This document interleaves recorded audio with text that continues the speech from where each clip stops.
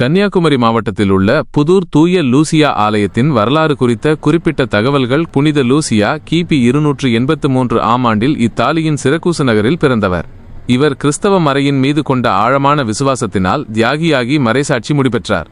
கோயில் தோற்றம். பொதுவாக கத்தோலிக்க தேவாலயங்கள் பழைய சிறிய கட்டிடங்களில் இருந்து தோன்றி பின்னர் விரிவாக்கப்பட்டதாக கூறப்படுகிறது. புதூர் புனித லூசியா ஆலயமும் அவ்வாறே அமைந்திருக்கலாம். கட்டுமானம் மற்றும் கலைநயம்.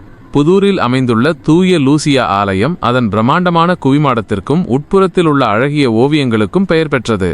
ஒவ்வொரு ஓவியமும் ஒரு குறிப்பிட்ட கிறிஸ்தவ செய்தியை உணர்த்துகிறது. மண்டைக்காடு. இந்த ஆலயம் மண்டைக்காடு என்ற ஊருக்கு அருகாமையில் உள்ள புதூர் கிராமத்தில் அமைந்துள்ளது.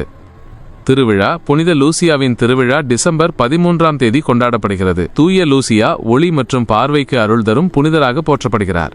இந்த ஆலயத்திற்கு வரும் பக்தர்கள் பார்வை தொடர்பான பிரச்சனைகள் நீங்கவும் வாழ்வில் ஒளி பெருகவும் வேண்டிக் கொள்கின்றனர்.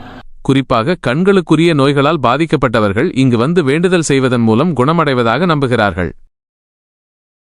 இது ஒளியின் திருவிழா என்றும் அழைக்கப்படுகிறது.